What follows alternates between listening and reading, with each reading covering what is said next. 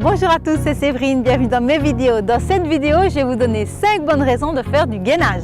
Première bonne raison, c'est complet. Pas besoin d'essayer d'aller cibler oblique, abdos du haut, abdos du bas, superficiel ou pas. Le gainage travaille de toute façon toutes les couches abdominaux. Vous allez travailler votre transverse, l'abdos, les abdos les plus profonds, vous allez travailler vos obliques, vous allez travailler aussi votre dos, vos épaules, bref, c'est super complet. Vous pouvez travailler simplement déjà en statique, mais vous pouvez travailler aussi en dynamique, en essayant d'enlever un bras, une jambe. Il y a plein de possibilités qui s'offrent à vous.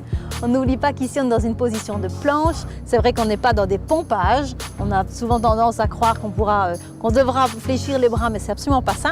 Donc c'est un mouvement statique ou un mouvement dynamique où je vais par exemple descendre aussi sur les avant-bras, enlever un bras, retendre les jambes, bouger le bassin, bouger les jambes simplement. Deuxième bonne raison, c'est moins dangereux que les abdos classiques. Alors je pourrais dire c'est pas dangereux, sauf qu'un gainage mal effectué peut être aussi néfaste pour les abdos, donc il faut essayer de bien se placer. Mais quoi qu'il en soit, les abdos classiques où on se plie en deux, où on met un poids trop important avec les jambes, c'est de toute façon pas bon parce que ça pousse le ventre en avant et les organes vers le bas. Les exercices de crunch où je me plie en deux vont monter mon ventre vers l'avant. Vous voyez que quand je monte, ma main monte. Si j'essaie de rentrer mon ventre, hop, ma main monte quand même, pourtant là je tire fort, ma main monte quand même. Je vais donc pousser mon ventre en avant, mon périnée vers le bas, donc c'est pas bon pour tout ce qui est organe périnée. Mais en même temps, je suis en train, si j'ai un diastasis, d'ouvrir au niveau de mes grands droits et donc d'amplifier ce diastasis. Et la pression néfaste va aussi se retrouver dans mon dos. Tout ça, on ne l'aura pas avec du gainage bien conduit, tout simplement parce que je vais garder une bonne pression.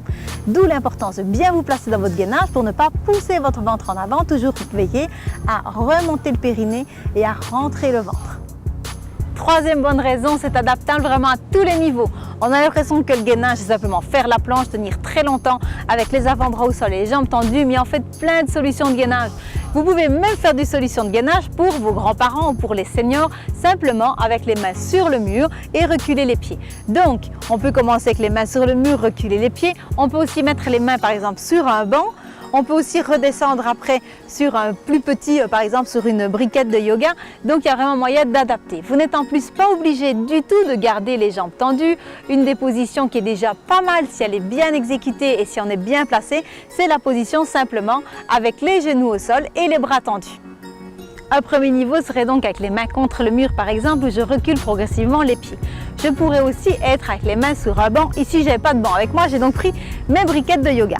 Un premier niveau serait de mettre les briquettes sur la partie la plus haute et de reculer les genoux. Hop. Ensuite, je vais placer mon bassin, donc je vais faire la contraction du périnée. Hop, et je me replace en me repoussant. Ça, c'est déjà du bon gainage. Vous vous repoussez bien dans les briquettes, vous gardez votre ventre rentré. C'est vraiment la sensation que vous devez avoir.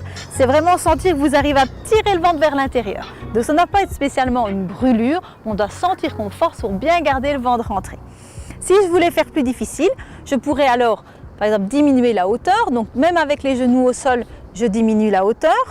Je pourrais aussi le faire sur les avant-bras, une version assez classique que vous connaissez. Donc, toujours bien vous repousser, c'est que ce soit justement bien complet.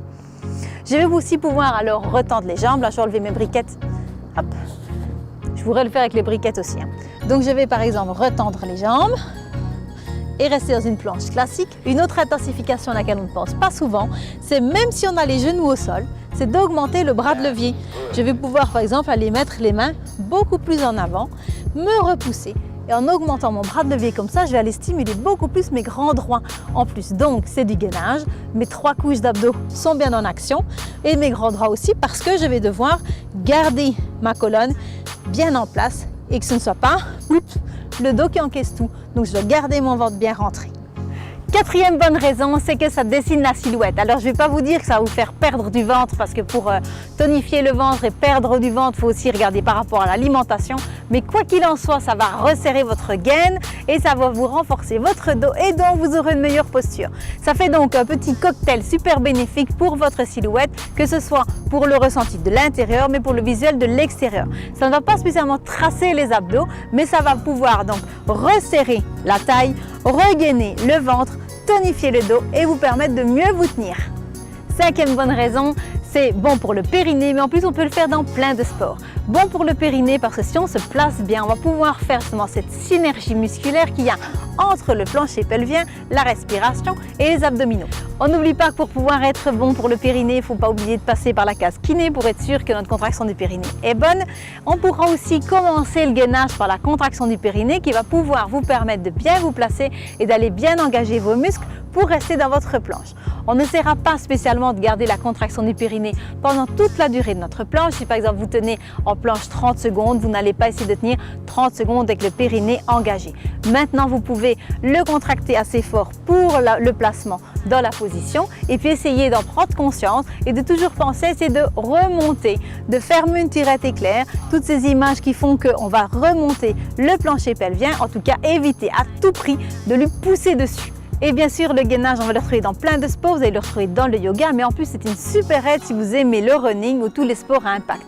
Parce qu'avoir un bon gainage, une bonne posture va vous aider à mieux respirer et donc va améliorer vos performances en course, en jogging, en corde à sauter, dans plein d'autres sports. On n'oubliera pas que pour le gainage, plus c'est long, moins c'est bon. En tout cas, c'est un risque. On entend souvent des timings que je trouve assez stupides, je vous l'avoue, où on va essayer de tenir plusieurs minutes, vraiment des timings importants. Il vaut mieux essayer de faire 3 fois 20 secondes qu'une minute. Il vaut mieux essayer de tenir convenablement que d'essayer de se comparer aux autres. Vous n'oubliez pas que l'intérêt de faire du gainage, c'est aussi pour vous, pour faire du bien à votre corps, pour faire du bien aussi à votre mental et qu'il est complètement inutile de vous comparer à d'autres. Essayez de trouver votre timing idéal et de pouvoir essayer de battre votre propre record sans vous comparer aux autres. Évidemment, ceux qui suivent mes vidéos depuis un moment vont trouver que je me suis répétée, mais il est toujours bon de retaper sur le clou et de pouvoir essayer de faire rentrer des bonnes idées dans les têtes. Vous n'oubliez pas que vous pouvez vous abonner à ma chaîne YouTube et me retrouver sur plein de réseaux sociaux, que ce soit Facebook et Instagram. Si vous avez aimé ma vidéo, vous n'hésitez pas à mettre un petit pouce et à la partager. On se retrouve très bientôt pour d'autres vidéos. Ciao!